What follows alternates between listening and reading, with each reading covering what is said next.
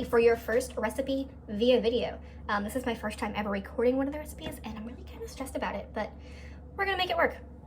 A lot of you 8th graders have had me before, so you'll know that cross-contaminating when it comes to foods is really a big deal. Today's recipe that we're gonna make is turkey tacos. So a lot of the ingredients are ready to eat and some of them need to be cooked first. So you're really gonna pay attention to not cross-contaminate our uncooked foods with our foods that are ready to eat.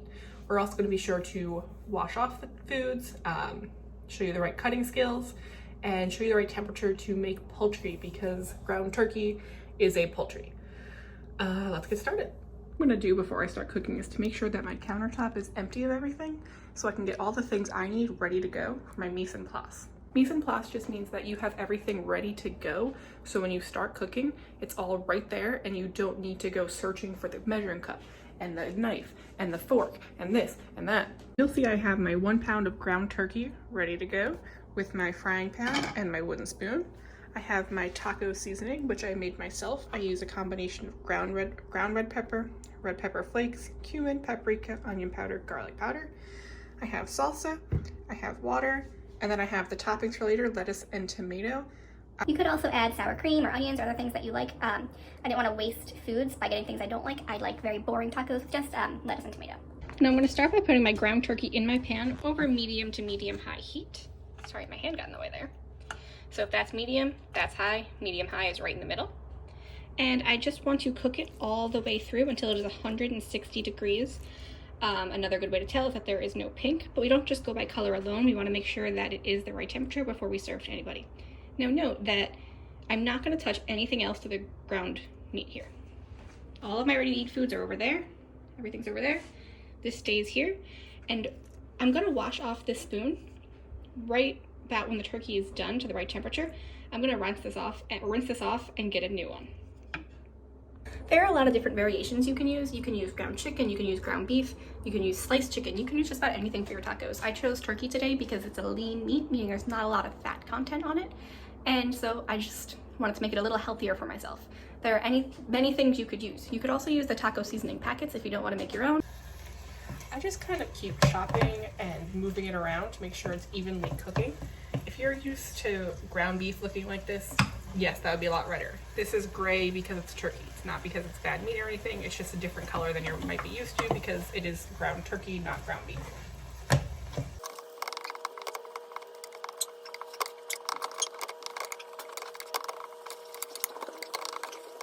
I don't have a thermometer here at home, so I am going by color. What I teach you in the classroom is a lot different than what I do at home because at home I'm just feeding myself, but when we're in the classroom we're feeding other people, so it's better to be extra safe. So again, I don't have a thermometer here to show you. I'm just going to let you see. There's no pink left, and I'm going to drain out some of that water. It'll be difficult for me to record that because I'm one person and I only have 2 hands, but I'm just going to drain out the excess water that's in there into the sink. If you are doing that, you need to be careful not to get the meat in the sink. If you do, just clean it out. It's not a big deal. Don't use that meat in your tacos though. And if you are using beef, you want to make sure you're running the water in the sink while you're draining out the beef because the fat that comes from the beef or any kind of meat will solidify in the drain. So fats from animals are solid at room temperature. So while they're hot, they're a liquid. But once they go down the drain and they start cooling down, they start to get solid again. And in order to stop that from happening, because it'll clog your drains, you're gonna run the hot water down with it.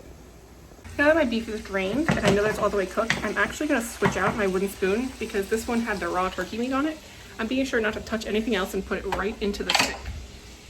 I'm coming back over here to my meat and I'm adding 2/3 cup of water. Sorry, you just got like a really big close-up of my face. So I already had that ready to go, so I didn't have to scramble. And I'm going to add in my taco seasoning. Now I'm going to stir this all up together. And make sure your pan handle stays over the stove. Stir it all up. And then I want the water to boil. Essentially what I want to do is, you see all that liquid in there, all that boiling liquid? We want it to boil out. The other phases for liquids are gases and solids. So when you heat up the liquid, it turns into a gas. That's what the steam is coming out. We want to steam off all of the water. So when it boils, all that steam is going to come out and it's going to make the sauce a little thicker, and the meat will absorb all those flavors while it's doing that. So we're just going to let it boil. Oops. And then once the sauce has thickened, we're just going to take it off of the heat and let it sit for a minute while we go to the next things. Make sure you're stirring your pan so you don't burn the sauce to the bottom. But if you see now, I have a nice, real thick sauce there to go as part of my tacos. One thing I like to do, not everybody does this, but I like to add some salsa to the meat while it's cooking. To add a little bit. I didn't really measure that, that's just the amount that I like. And now I'm also gonna leave this on low, and I'm gonna kind of just let it simmer for a little bit while we do the next portion. Simmer just means keeping your stove on low, so it's not too hot, it's just letting it stay warm. With the global pandemic that's going on, certain groceries are hard to find right now. So what I did was I bought pre-shredded lettuce instead of cutting up the lettuce because they didn't have any whole heads of lettuce left at the grocery store. So I have shredded lettuce. We're gonna go over how to cut the tomato next. Now you're going to want to wash your tomato before you cut it up, just to make sure you get any germs off. You're not using soap, guys. You're just rinsing it off with water.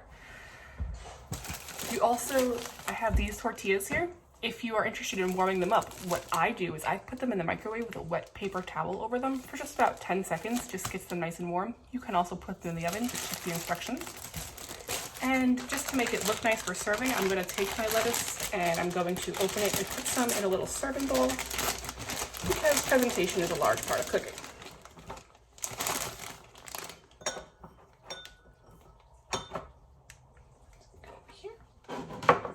So I have a nice clean dry tomato here and I'm going to put it on my cutting board and I'm going to take a serrated knife. A serrated knife has these little divots on the edge. These are great for cutting tomatoes because tomatoes can be super delicate, and if you use a blade like this that's not very sharp, then you end up kind of crushing the tomato. So we want to use that sawing motion with this one like a saw, where you lightly just go back and forth and it cuts it without having to put too much pressure on the tomato so it doesn't break. So I'm going to start by cutting off the bottom. Remember to have your hands in a claw, because if I have my hands flat and I miss, then I'm more likely to have an accident. If I have my hands like this and I miss, then it just touches my knuckles. So I have my tomato. I'm trying to do this so you can see it better on the camera.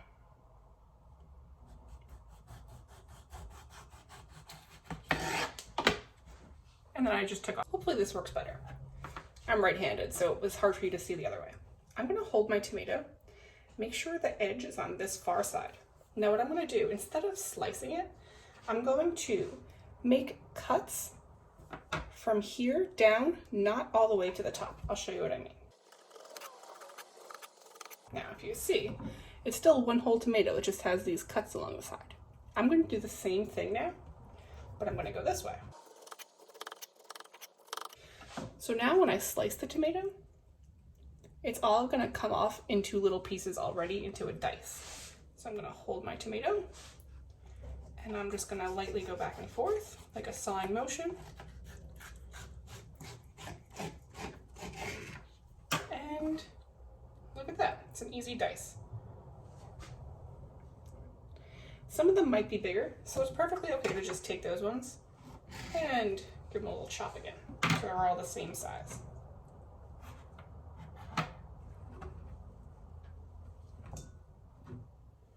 I do it again.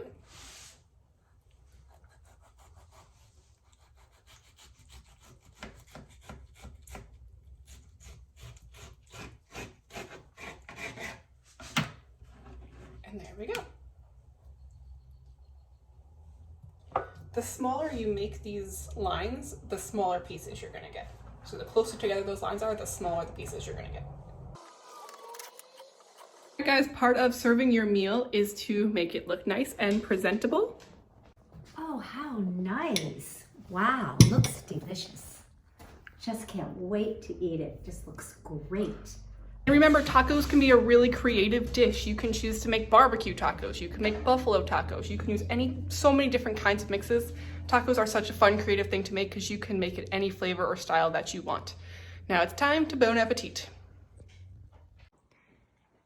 We've got a beggar at the table too.